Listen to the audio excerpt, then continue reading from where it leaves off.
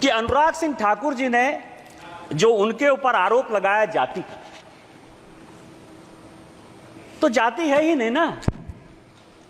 आप ये समझें कि वो कहते हैं कि जो मैं हूं वो दिखता नहीं, मैं जो दिखता हूं वो मैं नहीं, तो वो साधु है। और इस देश में कहा गया है कि जात न पूछो साधु की, साधु का जाति नहीं पूछना है।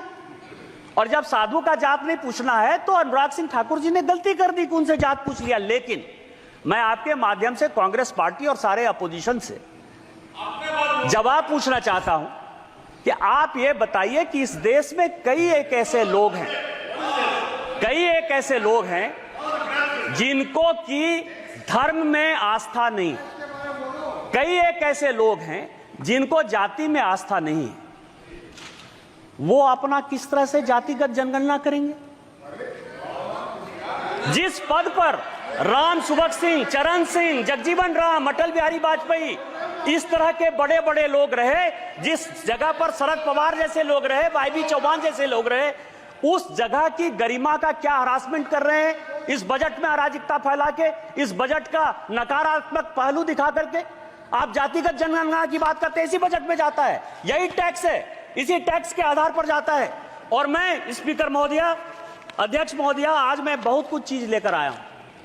मैं 1952 से लेकर 1990 तक का कांग्रेस का मैनिफेस्टो लेकर आया हूं। आप यदि कहेंगे तो मैं लेकर दूंगा 1952, क्योंकि उस दिन जो वित्त मंत्री जी ने कहा कि नेहरू ने यह कह दिया, राजीव गांधी ने आलोक मेहता को यह इंटरव्यू दे दिया, तो ये तो इंडिविजुअल कह सकते हैं कि राजीव गांधी का वो अलग से विषय था, राजीव गांधी का पार्टी से कोई लेना देना नहीं था, या नेहरू जी का पार्टी से लेना देना नहीं था।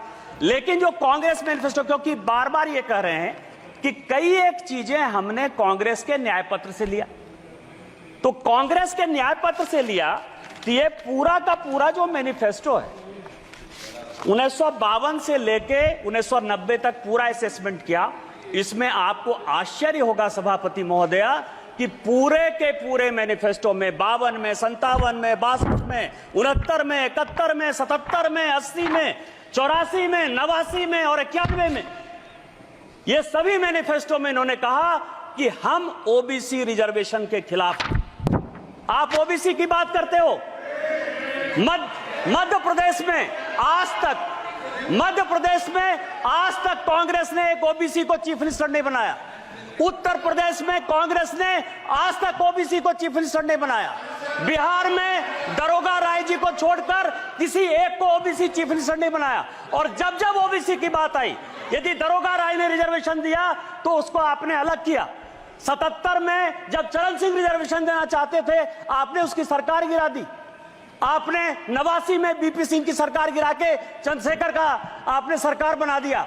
और जब गुजराल साहब ओबीसी जनगणना कराना चाहते थे तो आपने 97 में उसकी सरकार बना दी। आप प्रधानमंत्री जी के दिए हुए पिच पर खेल रहे हो।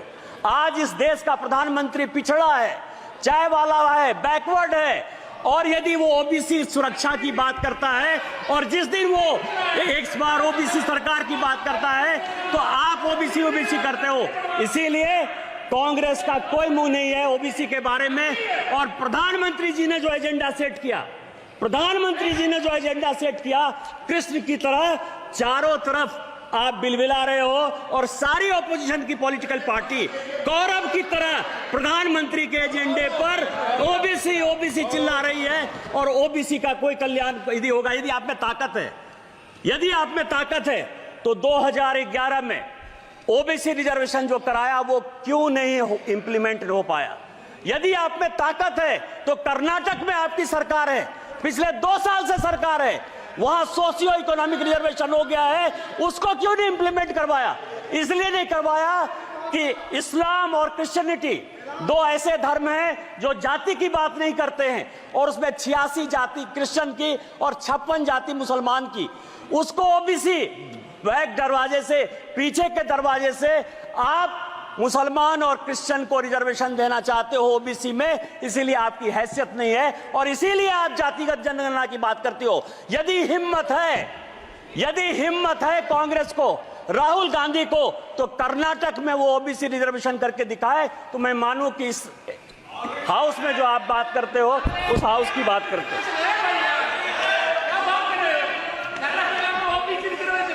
मैं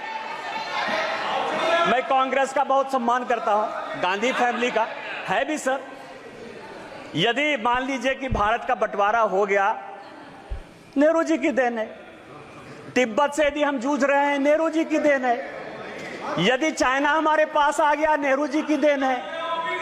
आप ये समझिए, एस्मा यदि आ गया 68 में, यदि ओबीसी रिजर्वेशन के लिए सरकारी अधिकारी आंदोलन करना चाहते थे तो इसेंशियल सर्विस मेंटेनेंस एक्ट जो है आपने ले आया, इमरजेंसी आप लेके आए, ऑपरेशन ब्लू स्टार आप लेके चले आए, श्रीलंका में पीस कीपिंग फोर्स आपने भेज दिया, 2G 4G 3G सब आपने कर दिया। इसीलिए मैं आपके गांधी फैमिली का बड़ा सम्मान करता हूं। इसीलिए बजट में आपने जो बोला वो मेरे लिए बड़ा अच्छा है।